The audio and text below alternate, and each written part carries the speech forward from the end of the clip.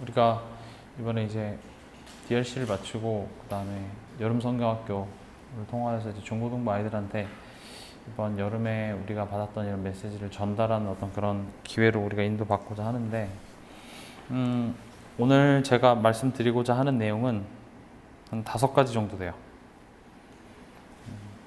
5가지 정도고, DRC 어떤 메시지를 제가 다 정리해 주기보다는 그거 이제 영상이 이미 있으니까 그런 거 좀 참고하시면 좋을 것 같고요. 첫 번째 제가 오늘 말씀드리고자 하는 것은 뭐냐면, 내가 먼저 증인이 되어야 된다라는 사실이에요. 우리가 이번 기회를 통해서 WRC 메시지 또 리더 메시지를 얼마나 잘 정리해서 전달해 주느냐가 목표가 아니에요. 우리의 목표는 복음이 전달되는 게 목표죠. 얘네들이 WRC 메시지를 잘 기억하지 못해서 1번에 뭐고 2번에 뭐고 3번에 뭐고 거기에 나와 있는 단어들을 안다 모른다가 중요한 게 아니라 복음이 몰라서 지금 아이들이 힘들어하고 있고, 그렇기 때문에 복음이 전달돼야 되는데 복음은요 절대 지식적으로 전달이 잘 되지가 않아요. 지식적인 내용이면 사실은 되게 간단한 내용인데 이게 굉장히 영적인 것이기 때문에 우리가 이걸 지식적으로 전달해서 되는 게 아니라 내가 먼저 여기에 증인이 돼야 된다는 거예요. 사실 복음은요 되게 심플한 개념이에요. 우리가 뭔가 대단한 훈련과 여러 가지를 통하여서 복음을 깨닫는다고 하지만 사실은 복음은 되게 간단한 내용이고 간단한 내용이어야만 해요. 그래야 애들도 구원받을 수 있잖아요. 그래야 학벌이 높지 않은 사람들도 구원받을 수 있고, 심지어 지적으로 그렇게 좀 태어날 때부터 좀 떨어지는 그런 사람들도 구원받을 수 있어야 해요. 왜냐하면 복음은 되게 간단한 내용이에요. 사실은 예수님이 십자가에 죽으시고 부활하신 그 사건이 우리에게 이루어져서 허물과 죄로 죽었던 우리가 다시 그냥 살아나는 그 사건이 바로 복음인데, 이 심플한 개념을 우리는 잘 녹여서 성경을 통해서 그리고 또 그 아이의 사건, 상황을 통해서 이 복음의 개념이 자꾸 전달되어져야 돼요. 그러기 위해서는 나에게 먼저 이 복음의 내용이 녹아져 있어야, 그게 우린 이미 오랫동안 이 복음을 들어왔기 때문에 녹아져 있지만 개념 정리가 안 되어 있기 때문에 이제 이런 시간을 통해서 우리가 개념을 잡는 거긴 하지만, 교사인 우리에게 먼저 이 심플한 복음이면서도 또 삶 속에 굉장히 구체적으로 녹아져 있어야 되며, 또 그 아이의 상황을 보면서도 이 복음을 녹여서 전달할 수 있어야 되는 거죠. 지금 우리가 만나는 그 학생들이 겪고 있는 문제라든지 그런 상황을 복음의 눈으로 보고 해석을 해줄 수 있어야 되는데, 복음만 얘기해야 된다고 해서 그 구원의 길만 계속 얘기하면 맞지만 아이들이 힘들어해요. 우리가 수련회 가면은 그 개강 예배 때 이렇게 구원의 길 많이 하시는데, 물론 너무 좋은 얘기예요. 그 의미를 안다면 너무나도 훌륭한 이야기인데 너무 맞는 거고, 근데 대부분 랩런트들은 이제 저걸 왜 하는지도 이해를 못 하고 있어요. 그냥 저게 좋은 거니까 그냥 저거 하면 복 받는다고 하니까 하고 있긴 한데 사실상 별로 공감이 안 되는 지금 현장이거든요. 그래서 나에게 먼저 이런 부분들이 녹아져 내려가야 되는데, 그러기 위해서 여러분들이 먼저 주목해야 될 게 뭐냐면 나의 인생이에요. 내 인생, 그리고 나의 한 주. 지금 교사들이 지금 살아왔던 인생이 다 다르잖아요. 다른 가정 환경 속에서 또 남들한테 말하지 못하는 어떤 그런 복잡한 상황들을 나도 겪었었고, 근데 여러분들이 잘 아시겠지만 요셉 같은 경우도 결국 바로 앞에 서서 꿈을 해석해주는 그 한 장면 때문에 하나님은 어렸을 때부터 꿈을 꾸게 만들었고, 요셉에게 일어났던 그런 수많은 사건들이 결코 우연이 아니었어요. 하나님은 나중에 결국 이 요셉이 누구와 만나야 될지 하나님은 아시고 그런 과거를 허락하셨다는 거죠.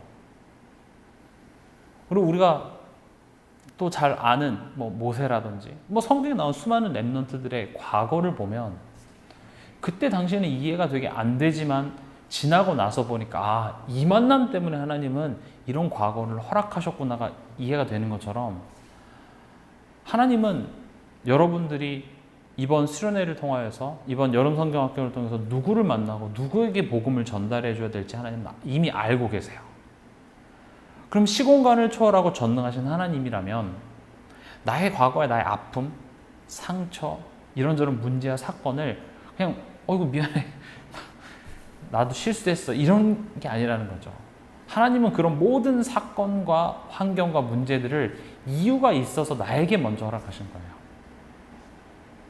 그래서 오히려 이 기회를 통해서 나의 과거를 복음으로 좀 재해석할 수 있는 계기로 삼으면 더 좋을 것 같아요. 나에게 붙여준 그 학생,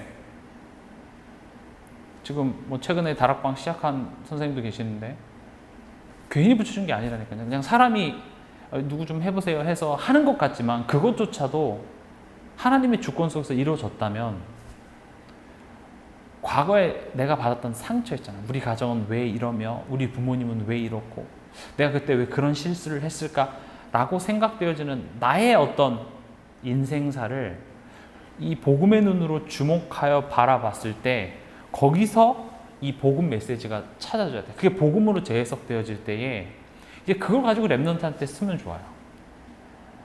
우리가 뭐 대단한 내용을 설명해 주는 것보다는 나의 인생이 최고의 교재예요. 사실 전도사님도 이랬어. 사실 선생님도 이런 상황이 있었는데 참 이때 너무 힘들었었는데 하나님 이렇게 깨닫게 해주셨어. 그래서 내가 지금 이 자리에 오게 됐어. 이런 이야기들이 사실은 랩넌트들한테는 훨씬 더 와닿아요. 그래서 첫 번째 제가 말씀드리고자 하는 것은 내가 먼저 증인이 돼야 된다. 증인이라는 말은 내가 맛본 거잖아요. 뭐 우리가 성경을 막 통독하고 엄청나게 내가 메시지를 잘하고가 중요한 게 아니라 내가 증인이 되면 돼요. 증인이 된다라는 말이 막연할 수도 있을 것 같아서 말씀드리는 게 지금 나의 처한 상황 있잖아요.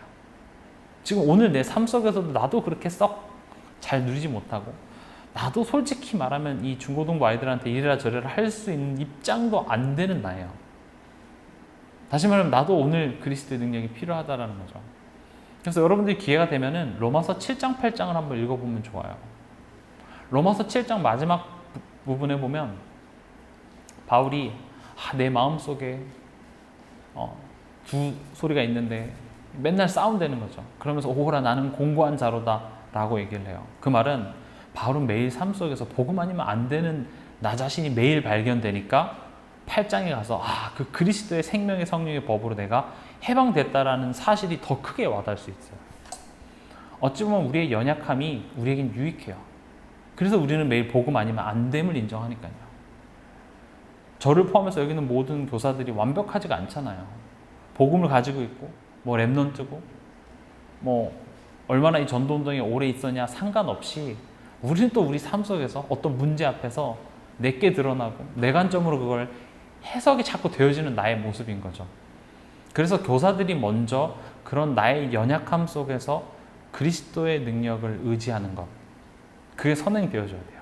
그리스도의 능력을 의지한다는 것은 그리스도의 십자가의 죽음으로 말미암아 이런 나의 옛사람도 같이 죽었음을 믿는 거예요.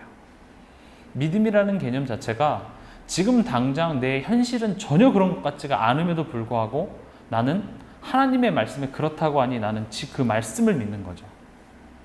하나님이 아브라함한테 너의 씨를 통하여서 천하 만민이 복을 얻을 것이라고 얘기했는데 100살까지 아들이 없었어요.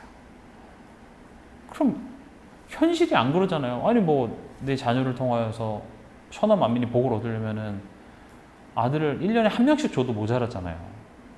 근데 안 주는 거죠. 현실은 너무 달랐어요. 우리가 십자가에서 뭐 다 이뤘고 그리스도가 다 끝냈다고 하는데 현실은 안 끝났어요. 현실은 문제투성인데 안 끝났는데요. 그래서 믿음이에요.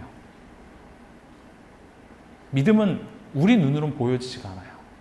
그래서 히브리서 11장에서 보면 믿음은 바라는 것들의 실상이라고 그랬어요. 보이지 않는 것들의 증거라고 그랬어요. 바라야 되고 보이지 않아요. 하지만 그것을 실상으로 붙잡을 때 그것을 이미 성취됐다고 내가 보는 것처럼 내가 그게 보여질 때에 그 믿음의 능력이 나타난다는 거예요. 이게 참 어렵지만 또 생각해보면 쉬운 내용이에요. 하나님 우리한테 뭐 백덤블리 한 40회 하면 된다 뭐 이러면 너무 힘들죠. 팔도 다쳤는데 힘들죠. 믿으면 된대요. 근데 그 믿음의 여정도 하나님이 우리를 고아와 같이 내버려 두지 않으시고 하나님께서 그 믿음을 완성하시겠다고 했어요. 그러면 우리가 내가 먼저 그 믿음 앞에 서는 게 중요해요. 무엇을 믿는 믿음이요? 모든 게 잘 될 거라는 믿는 믿음 말고요. 내가 그리스도와 함께 십자가에 못 박혔나니 이제는 내가 사는 것이 아니요 내 안에 계신 그리스도께서 사신다는 그 내용이 이제는 너무 많이 들어서 식상해졌지만 오늘도 그 내용을 믿는 믿음 앞에 내가 서는 거예요. 내가 나의 각인부리 체질을 고치려는 것이 아니라 그럴 수밖에 없는 내 모습을 예수님이 십자가에서 같이 못 박아 죽은 것이구나. 십자가는 예수님이 죽으신 곳이 아니라 사실은 이 허물과 죄로 죽었던 내가 예수와 함께 못 박힌 바로 그 자리구나. 나의 이런 아픈 과거와 상처와 슬픔의 이 과거의 나의 모습과 결별하는 곳이 바로 십자가이구나 라는 그 믿음 앞에 우리가 오늘 서야 된다는 거예요. 그게 첫 번째 제가 말씀드리고자 하는 내용이고요. 이제 두 번째입니다. 우리가 렘넌트들한테 괜찮다라는 말 그리고 될 거야 이런 긍정적인 말보다요 그렇게 될 수밖에 없는 상황을 설명해 주는 게 더 중요해요. 자칫 너희는 렘넌트라서 괜찮고 뭐 공부 못해도 괜찮고 뭐 괜찮다는 얘기를 해요. 뭐 기분 나쁘진 않죠. 근데 요즘 애들이 멍청하지가 않아요. 괜찮대. 그럼 나 진짜 괜찮은가 보다 이렇게 생각 안 한다니까요. 오히려 괜찮다 그랬는데 내 현실 돌아오면 당장 시험 공부도 해야 되고 내 성적은 안 나오고 특히 뭐 이제 한 고등학교쯤 되면 이제 뭐 대학 입시 뭐 이런 걸 보면 안 괜찮아요. 내 집에 돌아가면 당장 엄마 아빠 막 싸우는 모습 보면 안 괜찮다니까요. 당장 우리 가정에 돈 없어서 막 힘들어하고 그것 때문에 싸우는 부모님들 모습 보면 안 괜찮아요. 근데 교회에서는 괜찮대요. 그럼 이제 어느 순간 이건 그냥 하는 소리구나 라고 느껴져요. 괜찮다는 말이 만사형통이 아니라니까요. 너는 렘넌트라서 괜찮다? 아니에요. 그 의미가 설명되어지면 결과적으로 괜찮은 게 맞지만 지금 이 상황 설명부터 해줘야 된다니까요. 왜 이렇게 될 수밖에 없는지. 그게 설명이 안 되고 괜찮아. 넌 렘넌트니까 괜찮아. 될 수밖에 없어. 아무런 의미 없어요. 요즘 렘넌트가 바보가 아니라니까요. 그냥 선생님 맨날 그냥 저런 좋은 소리 하나 보다. 뭐 기분 나쁘진 않으니까요. 딱히. 넌 안 될 수밖에 없어. 뭐 이런 얘기를 하는 것보다야 뭐 낫겠지만 그렇게 해가지고는 절대 안 돼요. 뭐 유초등부 아이들 한테는 뭐 가능할 수 있을지 모르겠지만 중학생만 딱 돼도 벌써 다 알죠. 그럼 그렇게 안 될 수밖에 없는 근본적인 이유를 설명하기 위해서는 가장 먼저 설명되어져야 될 것이 뭐냐면 죄에 대한 개념이에요. 로마서 3장 23절을 보면 모든 사람이 죄를 범하였음에 그랬어요. 에베소서 2장 1절에 3절에 보면 우리를 본질상 진노의 자녀가 그랬어요. 아예 본질 자체가 죄를 갖고 태어났다는 거예요. 그럼 잘 보세요. 모든 사람이 죄인이고 그리고 모든 사람이 본질 자체가 죄라면 렘넌트로 태어날 수 있을까요? 태어날 때부터 우리 부모님이 3대째 기독교인이기 때문에 나는 자동적으로 4대째 기독교인이 되는 걸까요? 아니에요. 이 부모의 어떤 신앙이 긍정적인 영향을 미칠 수 있으나 지금 모든 인간에게 닥친 이 인류 보편적인 이 저주를 빠져나올 수는 없어요. 이 인류 보편적으로 임한 그 저주의 내용에서 빠져나오는 길은 예수가 그리스도 되신 믿는 그 십자가의 보혈의 능력 아니고는 안 돼요. 부모의 노력으로도 되는 게 아니에요.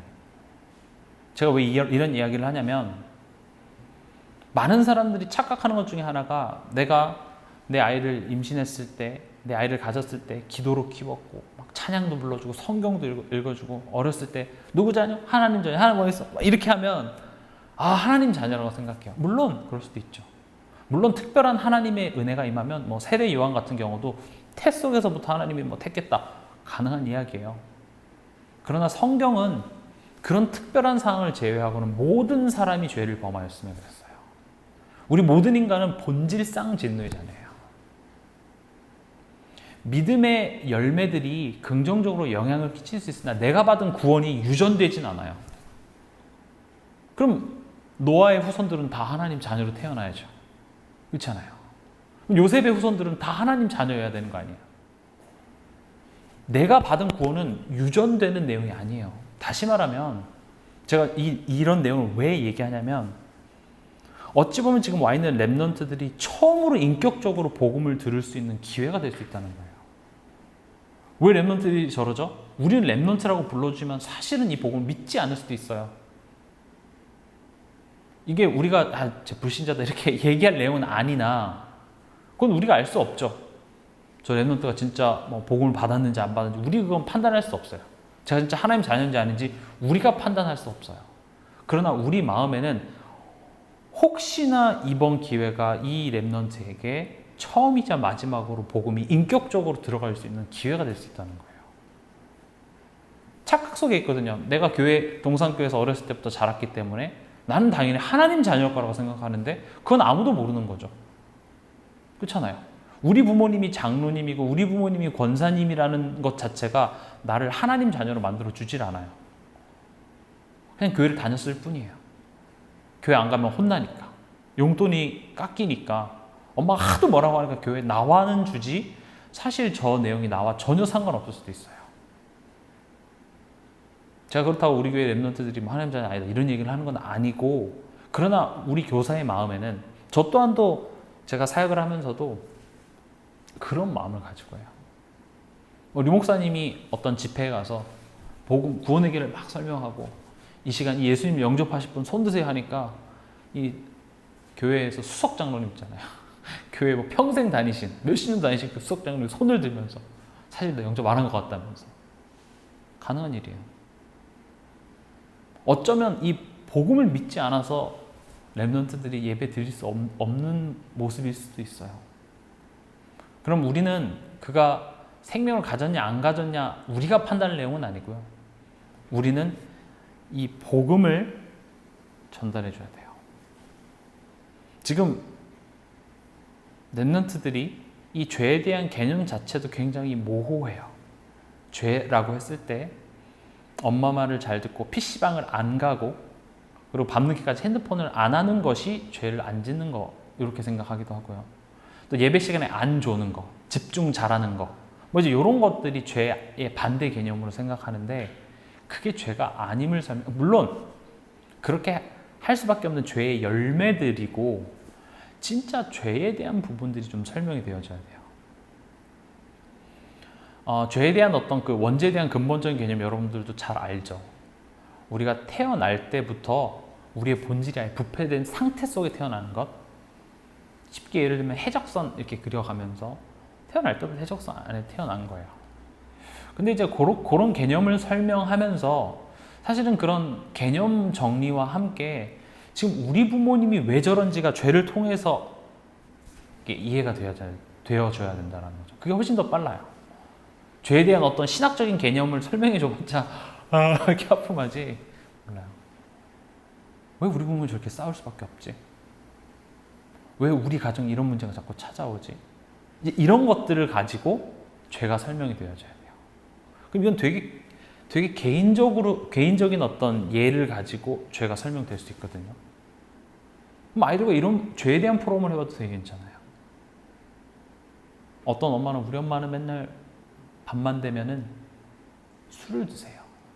술을 드시고 금요일 저녁 때는 어디론가 가세요. 알고 보니까 엄마가 이제 그 나이트클럽 하는데 가시고 막 춤바람 나고 막 생각보다 엄청 많아요. 또 우리 엄마는 맨날 전보로 다녀요. 되는 일이 없어요. 맨날 가정에 우환 질고가 끊이질 않아요. 그냥 재수 없어서 그런 줄 알았는데 알고 보니까 이 죄의 문제라는 거죠. 이게 좀 설명이 되어져요.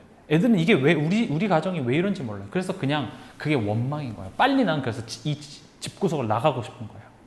빨리 나는 대학교 가서 빨리 돈 벌어서 나는 이 부모님으로부터 떠나고 싶은 거예요. 왜냐면 이해할 수 없으니까요. 그래서 부모 원망하는 거예요. 부모 원망하는 이유가 지금 이 상황이 너무 싫은데 너무 힘든데 아무리 생각해봐도 이건 부모님 잘못인 것 같은 거예요. 그래서 부모님을 원망하게 되는 거예요. 아무리 봐도 이 상황은 우리 집에 돈이 없어서 생긴 문제 같아서 돈 벌어야겠다라고 막 결단을 하고 막 열심히 하죠. 근데 이게 돈이 문제가 아니라는 걸 알려줘야 돼요. 죄를 가지고 설명이 되어줘야 돼요. 이 죄에 대한 개념을 설명해 주는 것만 해도 굉장히 그 아이 개인적인 것을 가지고 설명할 수 있어요. 그럼 이렇게 개인적인 것을 하기 위해서는 오히려 이런 코로나 상황, 또 막 뭐 이렇게 모아갖고 뭐 과자 주고 사탕 주고 뭐 레크레이션하고 물론 이런 것도 좋으나 사실 이런 깊은 대화를 할 수 있는 시간이 훨씬 더 좋아요. 그러기 위해서 여러분들의 상황을, 이 죄에 대한 개념을 가지고 한번 보세요. 왜 우리 부모님 저럴 수밖에 없는지. 또 그것을 바라보면서 나는 아는데 왜 또 나는 알면서도 또 이렇게 되는지. 아마 랩런트들이 지금 자기가 하고 있는 나쁜 행동, 나쁜 습관들이 나쁘다라는 거 이미 알고 있어요.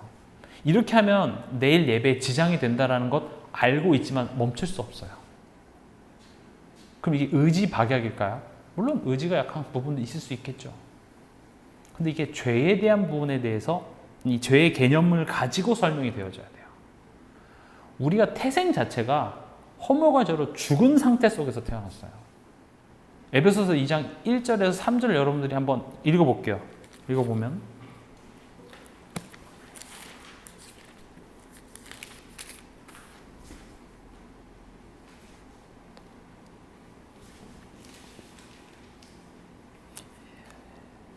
1절 2절 읽어보겠습니다. 그는 허물과 죄로 죽었던 너희를 살리셨도다.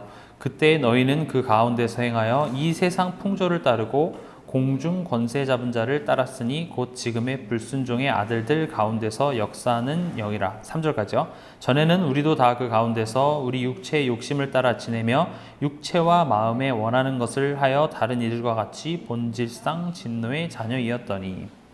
성경은 이렇게 친절하게 설명하고 있어요. 3절에 보면 우리의 육체의 욕심을 따라 지내며 육체와 마음에 원하는 것을 하여 그랬어요. 지금 이게 우리 랩런트들의 모습이잖아요. 육체와 마음에 원하는 것을 하는데 성경은 그 이유가 뭐라고 설명하냐? 본질 자체가 진노의 자녀라는 거예요. 본질 자체가 죄로 인해서 부패하고 타락된 상태이기 때문에 내가 이것을 하면 할수록 나에게 이익이 하나도 안 되고 오히려 나를 죽이는 일이라는 사실을 알면서도 내가 그것을 계속 할 수밖에 없는 이유가 성경은 뭐라고 설명하고 있냐? 너의 본질 자체가 진노의 자녀라는 거예요. 본질 자체가 죄로 인해서 이미 타락됐기 때문에 그래요. 이따가도 설명하겠지만 2절에 보면 그렇게 나는 그냥 중학교에서 선생님이 하라는 대로 열심히 하고 그다음 고등학교 가야 되니까 고등학교 갔고 고등학교 때는 대학을 가야 된다고 하니까 대학 갔을 뿐인데 그런 나의 세상 풍조를 따르는 나의 삶이 공중 권세 잡은 자를 따랐으니 그랬어요. 결국 사단 이 권세 아래서 나는 살았다라는 것이죠. 이제 이런 부분들이 막연하게 애들 이미 알고 있거든요. 이거 알고 있는 내용으로 다가오는 게 아니라 내 삶이 지금 내 현실이 이것으로 설명이 되어져야 돼요. 야, 너희 부모님 왜 저럴 수밖에 없지? 왜 너는 이 상황 속에서 그렇게 메시지를 통해서 뭐 규모 있는 삶, 뭐 책도 읽어야 되고 이런 거 아는데도 왜 안 되지? 왜 난 집중을 못하지? 알아요. 원인을 아는데도 불구하고 자꾸 그렇게 돌아갈 수밖에 없는 이유가 결국은 죄라는 것이죠. 이 죄의 결과가 뭐냐? 죽음이에요. 로마서 6장 23절에 보면 죄의 싹슨 사망이라 그랬어요. 여러분들이 좀 더 시간이 된다면 이 죽음에 대한 개념 또한도 설명해 주면 좋아요. 죽었다는 것이 정말로 무슨 뭐 물에 빠져 죽었다든지 뭐 병에 걸려 죽은 그런 개념이 아니라 우리 인간은 죽는 존재가 아니에요. 우리 영혼은 영원해요. 죽으면 끝나나요? 아니죠. 우리의 영혼은 천국 또는 지옥이라는 곳에서 이 시간의 개념을 벗어나서 영원한 곳에서 영원히 고통을 받든지 또는 영원한 그 하나님과 함께하는 축복을 누리는 둘 중에 하나예요. 그래서 인간이 타락했다라는 것은 영원한 고통 속으로 들어갔다라는 거예요. 이건 엄청난 일이죠. 근데 그것을 해결하려면 나의 존재가 사라져야 돼. 나의 존재가 없어져야 돼. 근데 그건 우리 인간의 힘으로 할 수 있는 내용이 아니잖아요. 그래서 죽으면 끝나나요? 죽어도 안 끝나요. 왜냐면 우리 영혼은 영원하니까. 그 죽음은요, 영원한 고통의 여정이에요. 결국 이 죄에 대한 그 죄에 대한 결과들이 이 죽음의 문제로 나타나는 거예요. 썩은 뿌리에서는 썩은 가지들이 날 수밖에 없죠. 우리가 태어날 때부터 갓난 아이가 뭘 잘못했어요? 근데 썩은 뿌리 속에서 태어난 거예요. 그래서 썩은 가지들이 나타날 수밖에 없는 것처럼 우리는 이 죽음의 두려움 속에서 살아가고 있다는 거죠. 그래서 이런 내용들이 설명이 되어진다면 반대로 그럼 내가 생명이 필요한 것이구나. 이게 이제 더 와닿아지죠.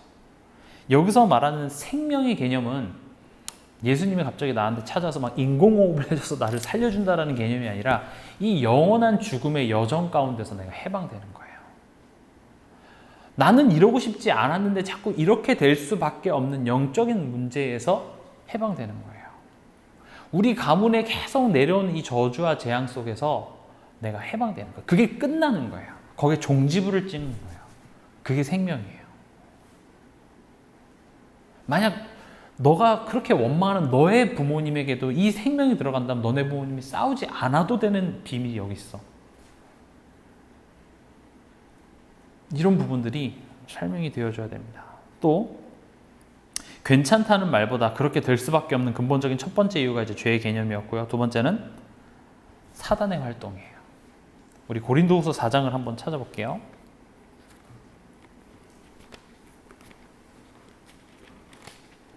고린도후서 4장 4절.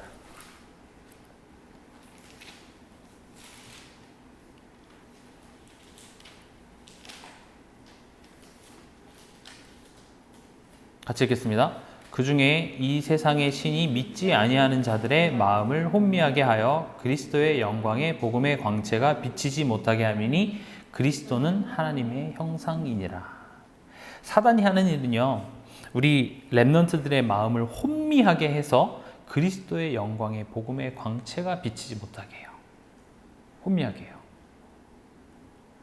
그날 아침에 엄마한테 혼났다든지, 그렇죠? 이번 주에 시험 봤는데 잘못 나왔다든지, 너무 핸드폰을 하고 싶은데 엄마가 이 여름성경하고 가야 된다고 뺏었다든지, 마음이 혼미해져요.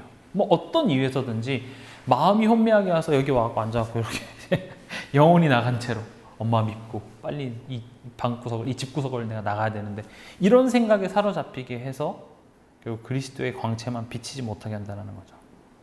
사단은 지금도 활동하고 있어요. 창세기 3장의 모습을 여러분들이 좀 묵상해보면 사단이 어떻게 활동하는지 알 수 있어요. 사단의 활동은 되게 똑똑한 것 같은데 또 되게 그 모습을 계속 간직하고 있어요. 사단은 처음부터 지금까지 똑같은 모습이에요. 어떤 모습이냐면 너는 할 수 있다는 거예요. 굉장히 좋은 메시지잖아요. 너 할 수 있어. 넌 할 수 있어. 포기하지 마. 할 수 있어. 이게 되게 좋은 메시지 같잖아요. 근데 우리는요, 그러니까 우리는 너가 할 수 없어를 얘기하는 게 아니라 우리는 빌립보서 4장 13절이에요. 내게 능력 주시는 자 안에서 모든 것을 할 수 있는 것이 우리가 전달하고자 하는 내용인데, 사단은 너는 할 수 있어라고 하면서 굉장히 나를 위로해 주는 것처럼 얘기하지만 그 내용을 계속 내가 되뇌기고 생각하면 생각할수록 하나님이 필요가 없어요. 네가 할 수 있어. 다시 말하면 너가 하나님과 같이 될 수 있다는 이야기잖아요. 그걸 이제 3단체, 뉴에이지 세상 이렇게 얘기를 많이 하는데 그렇게 깊게까지 갈 필요 없이 그냥 우리는 영화를 본다든지 무슨 책을 읽는다든지 거기에서 포기하지 않고 너가 최선을 다하면 너가 할 수 있어라는 그런 사상을 우리가 얻을 수 있죠. 우리가 최근에 도쿄올림픽 했었잖아요. 올림픽이 주는 교훈이 뭐죠? 스포츠 정신도 있겠지만 어떤 목표를 향해서 포기하지 않고 끝까지 최선을 다하면 금메달 딸 수 있는 거예요. 이 세상 모든 문화 자체가 하나님이 없이 인간의 위대함과 인간이 최선을 다해서 노력하면 다 얻을 수 있을 것처럼 만들어놔요. 그게 이 세상 문화예요. 그게 사단이 잡고 있는 문화예요. 근데 그걸 일일이 이것도 나쁘고 저것도 나쁘고 이것도 나쁘고 저것도 나쁘고 하면 우리 어떻게 되냐면 산으로 들어가야 돼요. 수도원 생활을 해야 되죠. 우리 렘넌트들한테는 이런 거 봐라, 이런 거 보지 마라 이전에 사단이 활동하고 있음을 알려줘야 돼요. 그 사단의 권세를 결박하신 예수 그리스도의 비밀로서 그 속에 있더라도 승리할 수 있는 그 비밀을 가르쳐 줘야죠. 그래서 우리는 내게 능력 주시는 자 안에서 할 수 있는 거예요. 예수 그리스도의 능력으로 말미암아 가능한 거예요. 지금 내 가정에 일어나는 문제의 근본적인 원인도 모르면서 내가 뭔가 할 수 있을 것처럼 착각하고 있거든요. 특히 뭐 이제 중학생들 보면 중2병 뭐 이런 거 걸리잖아요. 그런 게 이제 뭔가 내 착각 속에 이제 나라는 어떤 인격이 완성이 되어지고 그 착각 속에서 이제 빠져 있는 거죠.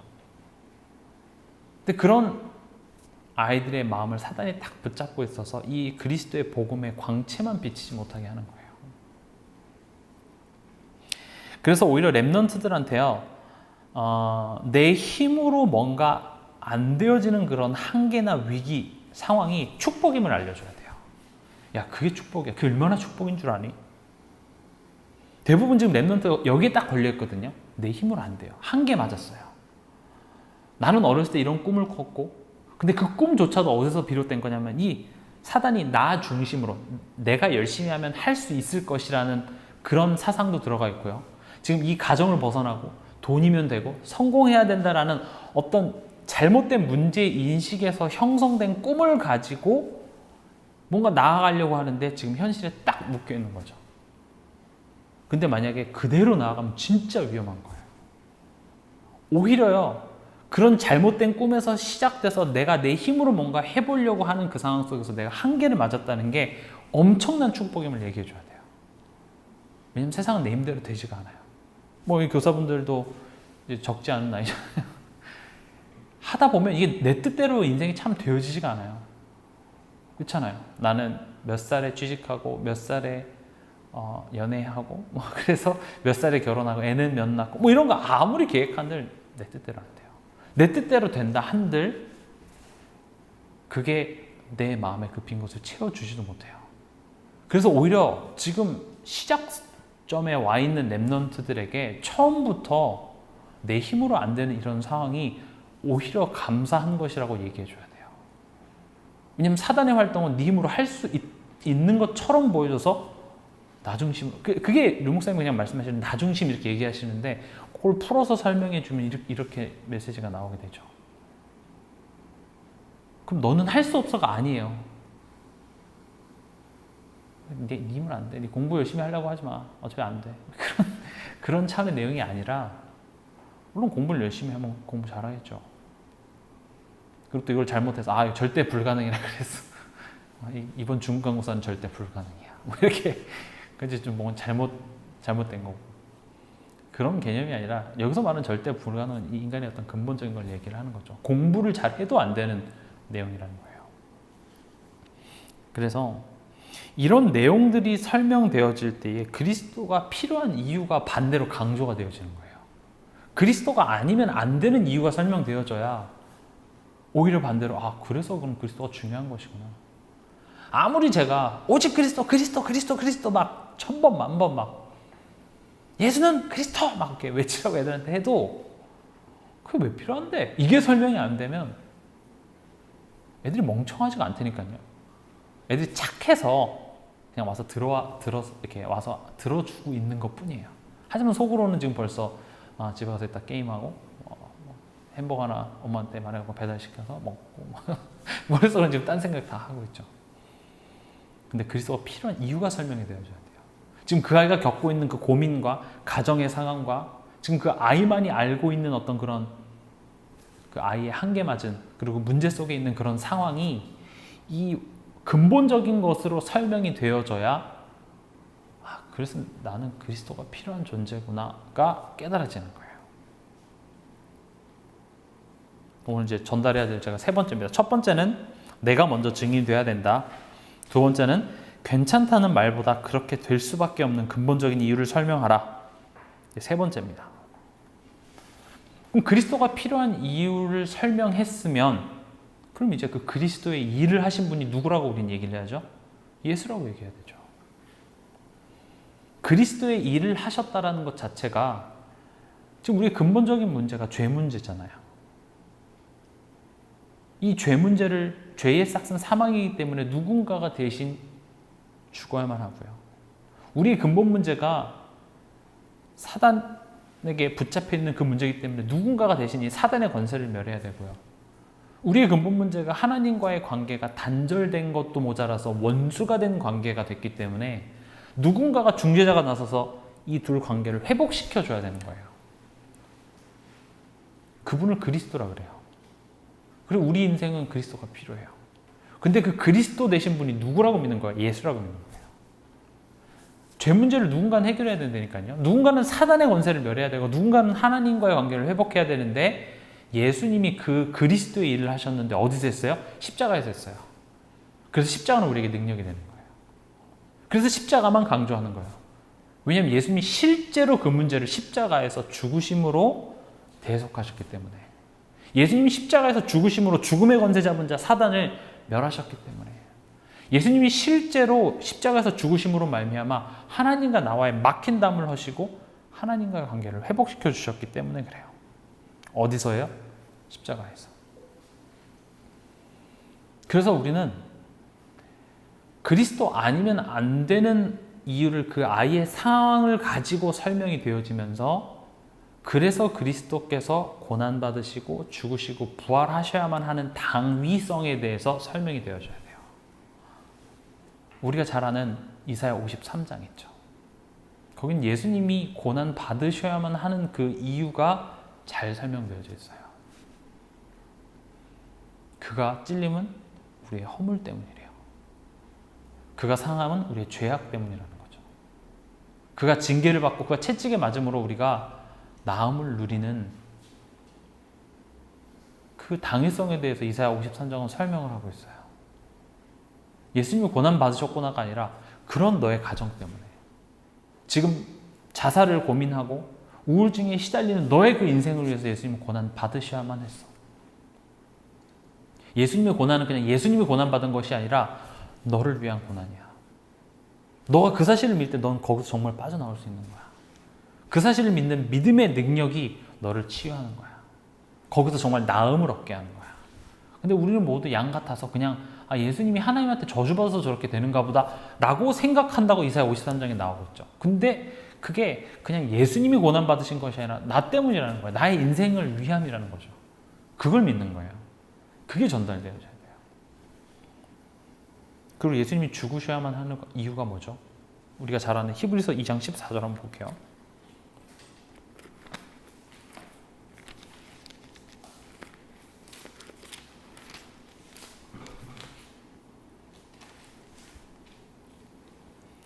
같이 읽겠습니다. 자녀들은 혈과 육에 속하였음에 그도 또한 같은 모양으로 혈과 육을 함께 지니심은 죽음을 통하여 죽음의 세력을 잡은 자 곧 마귀를 멸하시며 또 죽기를 무서워함으로 한평생 매어 종노릇하는 모든 자들을 놓아주려 하심이니 그랬어요. 지금 혈과 육, 그도 또한 같은 모양으로 혈과 육을 함께 지니심은이라는 말은 예수님이 육신의 몸을 입고 이 땅에 오신 이유는이에요. 죽음을 통하여, 여기서 말하는 죽음은 예수님이 십자가에서 죽으심으로 말미암아 죽음의 세력을 잡은 자, 여기서 말하는 죽음은 우리가 아까 말한 그 불신자 6가지 상태, 그 죽음, 영원한 고통의 세력을 잡은 자 마귀를 멸하시고 또 이 영원한 고통 속에 살아가기 때문에 무서워하며 한평생 여기에 종노릇하는 우리를 해방시켜주기 위함이라는 거예요. 예수를 믿는다는 건 이 사실을 믿는 거예요. 내가 렘넌트임을 믿는 게 아니라요. 내가 요셉처럼 하나님 잘 바라보고 있으면 내가 언젠가 국무총리가 될 것이다. 그런 거는 뭐 반말리라든지 뭐 이런 everything's gonna be alright 얘기하잖아요. 모든 건 잘 될 거야. 그런 개념을 전달하는 게 아니라니까요. 예수님이 실제로 안 될 수밖에 없는 우리 인생을 대신 지시고 죽으셨기 때문에 그 사실을 믿는 믿음으로 말미암아 잘 될 수밖에 없는 거예요. 그 사실을 믿는 믿음이 우리 인생의 실패와 저주와 재앙밖에 없는 우리 인생에서 해방했기 때문에 잘 될 수밖에 없는 거예요.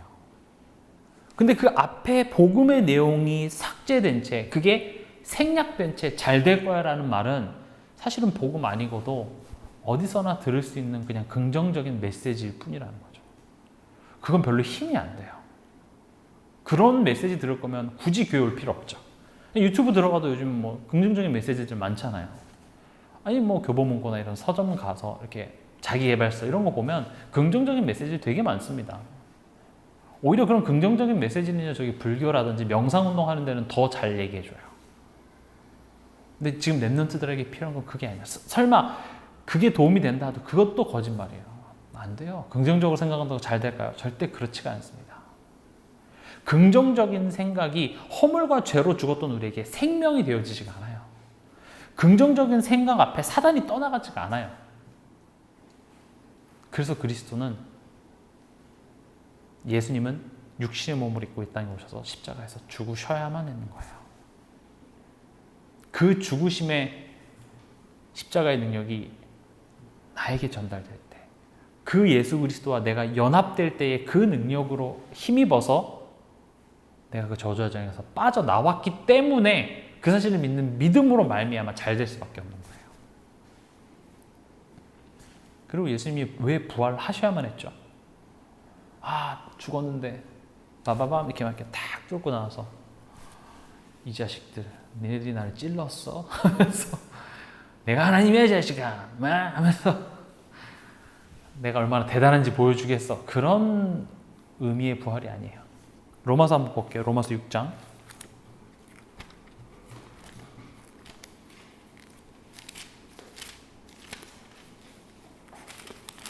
로마서 6장 8절에서 9절, 우리 2절 같이 읽겠습니다. 만일 우리가 그리스도와 함께 죽었으면 또한 그와 함께 살 줄을 믿노니 이는 그리스도께서 죽은 자 가운데서 살아나셨음에 다시 죽지 아니하시고 사망이 다시 그를 주장하지 못할 줄을 알미로라. 보세요. 만일 우리가 그리스도와 함께 죽었으면이에요. 성경은 예수님이 죽었다라고 표현하지 않고요. 예수님과 우리가 함께 죽었다는 거예요. 그랬으면 또한 그와 함께 살 줄을 믿노니 이는 그리스도께서 죽은 자 가운데서 살아나셨음에 왜요? 다시 죽지 아니하고 사망이 그를 주장하지 못할 줄을 알미로라. 다시 말하면 이 죽음의 권세, 사망의 권세가 다시는 우리를 주장하지 못하게 하기 위해서, 그리고 이제는 하나님 자녀로서 새로운 삶을 살아가게 하기 위해서 예수님은 부활하셔야만 했다는 거죠. 그래서 어제까지 실수했어도, 방금까지 실수했어도 다시 시작할 수 있는 그 이유가 부활의 능력이에요. 예수님이 부활하셨기 때문에, 예수님이 이전 것을 지나가고 이제 새 것이 되었도다라고 말을 해주셨기 때문에 랩런트들이 지금 방금 이 자리에 오기 전까지 수많은 실수와 불신앙과 잘못을 했더라도 하나님 앞에 그 그리스도의 십자가를 믿는 믿음으로 말미암아 그 부활하신 그 부활의 능력이 지금 내 안에 임함으로 말미암아 나는 새롭게 시작할 수 있는 거예요. 왜냐? 그리스도와 함께 죽었으니까요. 그런 자는 그리스도와 함께 또한 새롭게 살아나는 것이잖아요. 우리가 뭐 게임 같은 거 할 때 이렇게 막 하다가 다 죽으면 원래 내가 갖고 있던 그 캐릭터로 다시 살아나면 좋은데 다시 땅 하면 레벨 1로. 게임에서는 그게 너무 화날 일이긴 하지만 그리스도의 부활이 마치 그것 같은 거예요. 다시 리셋 버튼을 누르면 새 거야. 오늘도 나는 그 그리스도의 십자가의 능력을 믿는 믿음으로 말해요. 나는 내 인생의 리셋 버튼을 누르는 거예요. 새롭게 시작할 수 있어. 그리고 그 성령이 지금 내 안에 계시죠. 성령 내주의 의미 또한도 전달되어져야 돼요. 요한복음 5장 24절을 보면 사망에서 생명으로 옮겼느니라 해요. 다시 돌아갈 수 있는 내용이 아예 옮겨졌어요. 그래서 사망에서 생명으로 옮겨졌다라는 말이 이렇게 옮긴 개념이 아니라 생명 대신 그리스도가 내 안에 임한 거예요. 한번 여러분들이 점검해 보시면 좋은 게 랩런트들이 성령이 지금 내 안에 계시다, 하나님 어디 계시죠? 그럼 다 내 안에 있다 이렇게 얘기는 잘해요. 근데 그게 어떤 의미 정도냐면 밤길을 가는데 무섭잖아요. 집에 들어왔는데 무섭잖아. 그러면 예전에 그런 거 했었어요. 이렇게 집에 들어가면 뭐 누군가 있을 수도 있잖아요. 그래서 나와라, 빨리 나와라. 그래서 막 쿵쿵쿵 막 소리, 무서우니까 막 소리 내면서 들어가고 아무도 없으니까. 그렇게 막 무서울 때 하나님 나와 함께 계시죠. 막 이 정도 차원으로 아마 알고 있어요. 아니면 내가 뭔가 필요하고 힘들고 그럴 때 내가 기도하면 하나님이 뭐 듣는다? 뭐 이 정도 개념인데, 물론 그것도 나쁘진 않은데요. 성령이 내 안에 계시다는 것은 내 안에 지금 십자가에서 고난받으시고 죽으시고 부활하신 그 그리스도가 지금 나와 연합된 상태라는 거예요. 그래서 예수님이 십자가에서 하신 일이 나와 별개 일이 아니라 내가 고난받은 거고 내가 죽은 거고 내가 다시 새롭게 거듭났다라고 할 수 있는 그 근거가 성령이 지금 나와 함께 계시기 때문에 그 능력을 힘입어서 가능한 거예요. 렘넌트는 쓰러져도 괜찮은 이유가 쓰러질 수밖에 없는 내가 그리스도와 함께 죽었고 그리고 새 생명으로 부활한 그 내용이 지금 성령으로 나와 함께 계시기 때문에 쓰러져도 괜찮은 거예요. 그 성령을 믿는 믿음으로 말미암아 그 성령이 나와 함께 하시기 때문에 그 성령의 역사로 말미암아 그게 가능한 거라는 거죠. 이건 긍정적인 생각과 아예 달라요. 그래서 렘넌트들한테 이 성령이 지금 나와 함께 계신다는 그 의미들이 또 전달되면 너무 좋을 것 같아요. 이제 네 번째입니다. 오늘 제가 5가지 말한다고 했죠. 첫 번째가 내가 먼저 증인이 돼야 된다. 두 번째는 괜찮다는 말보다 그렇게 될 수밖에 없는 근본적인 이유를 설명하라. 세 번째는 그러면 그 그리스도의 필요성을 알았으면 그 그리스도의 일을 하신 분이 바로 예수다. 그래서 십자가에서 예수님이 하신 그 일에 대한 당위성을 설명해 줘라라는 것이죠. 그럼 이제 네 번째입니다. 지금 이 여름 성경 학교라든지 이런 수련회가 일회성이 돼서는 안 되겠죠. 진짜 중요한 것은 삶 속에서 이 내용을 믿을 수 있도록 도와줘야 돼요. 믿는다는 개념도 렘넌트들한테는 어려우니 기억할 수 있도록 도와줘야 돼요. 그리고 어떤 문제와 사건이 일어났을 때 그것을 적용할 수 있도록 도와줘야 돼요. 어떤 렘넌트가 저한테 이런 말을 해요. 아, 왜 목사님은 맨날 똑같은 얘기만 하세요? 괜찮아요. 나 다 아는데 왜 또 얘기해요?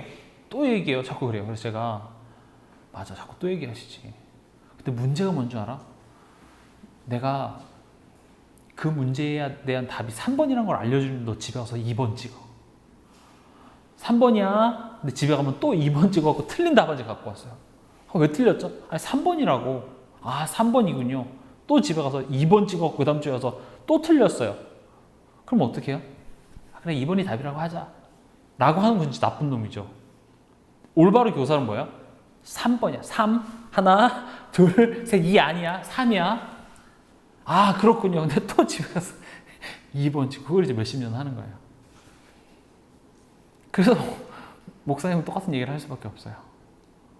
답을 아는데 막상 삶에 가서 2번 찍고 오니까요. 렘넌트들 그래요.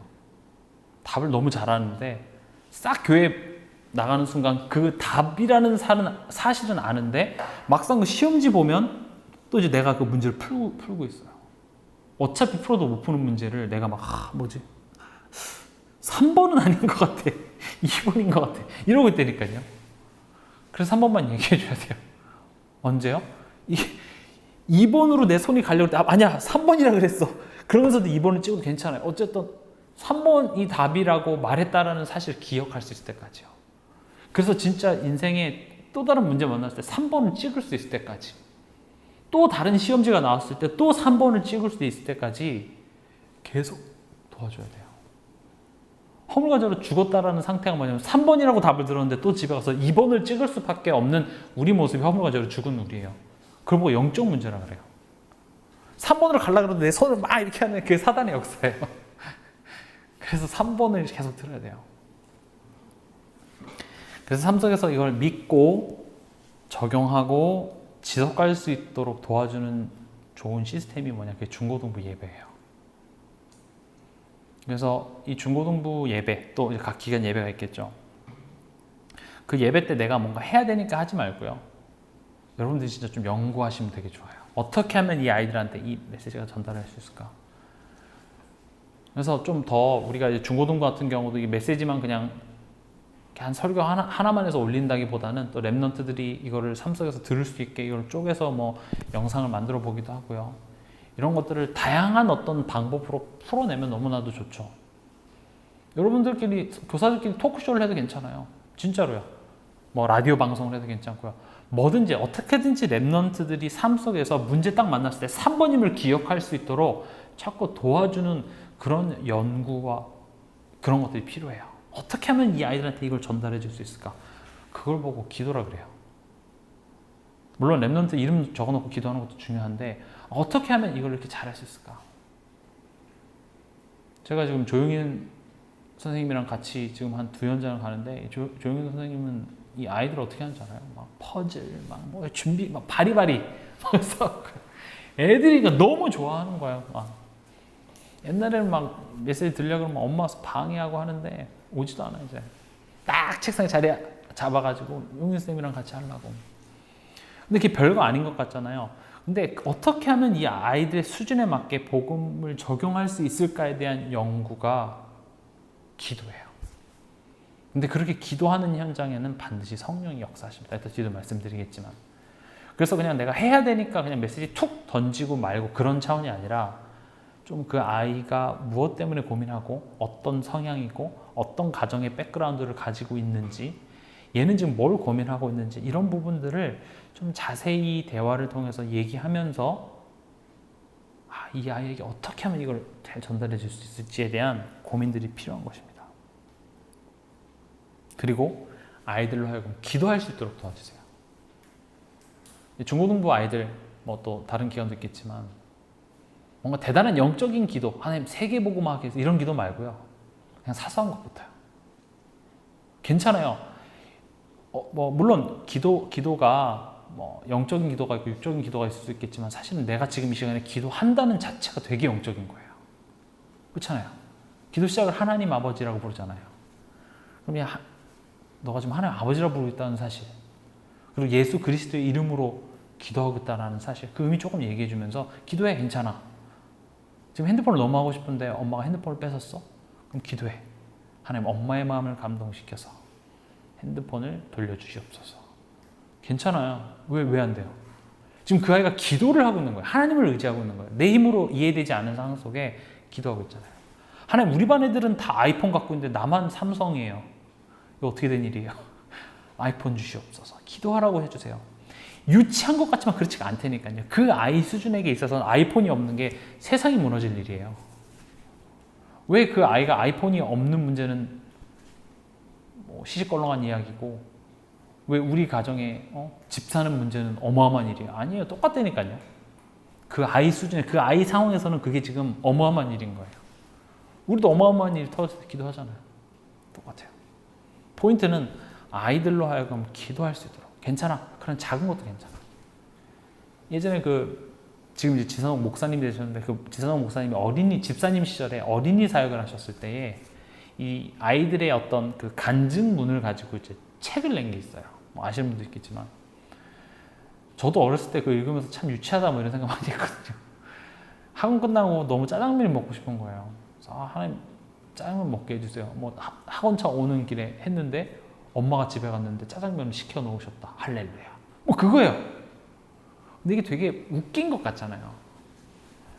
근데 성인이 된 우리의 신앙생활 모습이 딱 그 모습이에요. 하나님 짜장면 주세요. 우리 지금 이제 짜장면 정도는 내가 사 먹을 돈이 있으니까 웃지. 그 아이들한테는 그건 내가 할 수 없는 일이잖아요. 그러니까 짜장면이 내게 생긴 거는 완전히 어마어마한 일인 거죠.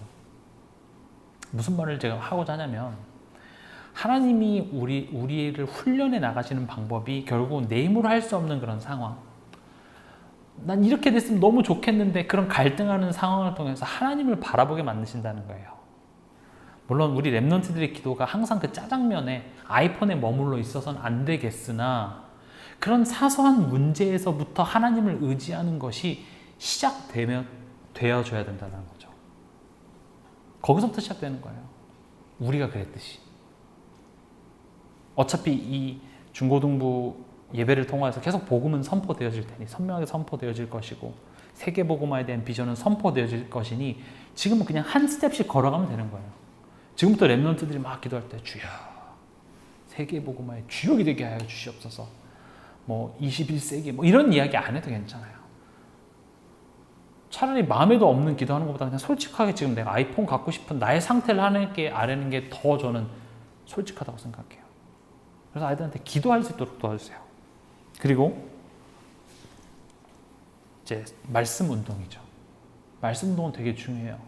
결국 제가 앞서 설명했던 것처럼 그 아이의 상황에 맞게 복음을 적용해주고 개인화해줄 수 있는 장이 말씀 운동이에요.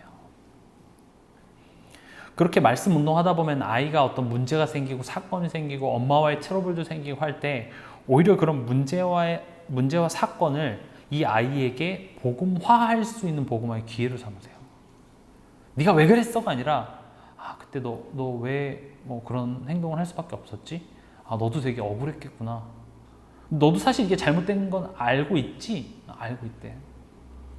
제가 한 랩런트를 만났는데 우리 교회는 아니에요. 학교에서 이제 뭐 욕을 한 거예요.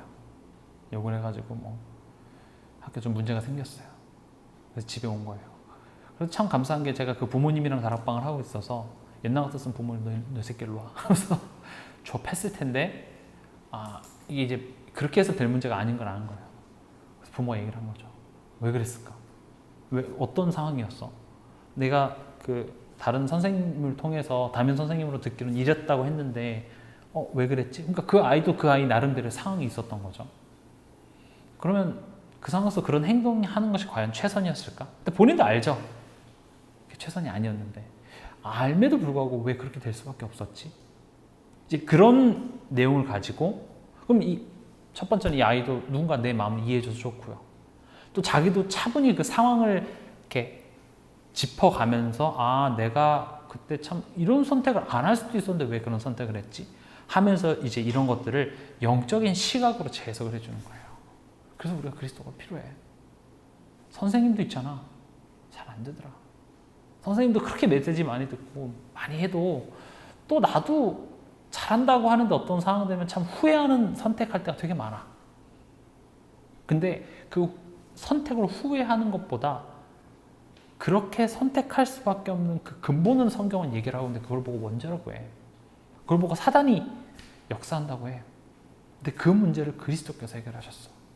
그럼 다시는 이런 실수 앞에서 우린 그런 실수를 안 할 수도 있고 또 그런 실수를 한다 할지라도 하나님께서 내 마음속에 그러지 않아도 되는 그 비밀이 너에게 있음을 깨닫게 해주실 거야. 그래서 그 상황을 통해서 복음을 바라볼 수 있도록 재해석하는 그 장이 어디서 일어나냐? 말씀 운동을 통해서요. 뭐 애들 중에서는 악몽 꾸는 애들도 있을 거고요. 뭐 안 좋은 습관, 또 안 좋은 친구들과의 어떤 영향을 받아서 그 속에서 계속 이제 트러블이 생기는 그런 상황도 많은데 우리 교사부터가 그것을 정죄하는 눈으로 바라보기 이전에 그 아이가 그렇게 자기는 왜 그렇게 행동을 했는지에 대한 그 아이의 생각을 들어보고 충분히 들어보고 그거를 하나씩 복음적으로 그리고 한 번에 다 못 깨달아도 괜찮아요. 어쨌든 이 아이와 나와의 만남을 허락하신 하나님이라면 또한 이 아이를 복음으로 하나님께서는 변화시킬 그 계획 또한 가지고 계시기 때문에 지금 당장 빨리 안 변한다고 해서 좌절할 필요도 없어요. 하나님께서 역사하시겠다는 거거든요. 그래서 삶 속에서 이 복음의 내용을 기억하고 적용하고 지속할 수 있도록 중고등부 예배를 활용하라. 그리고 개인이 혼자 있을 때 가장 사소한 문제 갖고라도 기도할 수 있도록 도와줘라. 그리고 실제로 이 말씀 운동을 통하여서 이 아이가 처해 있는 그런 상황을 복음적으로 재해석해줘라. 그리고 오늘 이제 마지막입니다. 5번째 제가 말씀드릴 내용은 결국 우리가 이렇게 아무리 배우고 열심히 해도 결국 성령이 역사하셔야 돼요. 결국은 성령이 역사하셔야 돼요. 제가 얼마 안 되는 짧은 경험이지만 사역을 하면 할수록 느끼는 게 뭐냐면 이거는 내가 할 수 있는 게 아니라 성령이 역사하셔야 되는구나.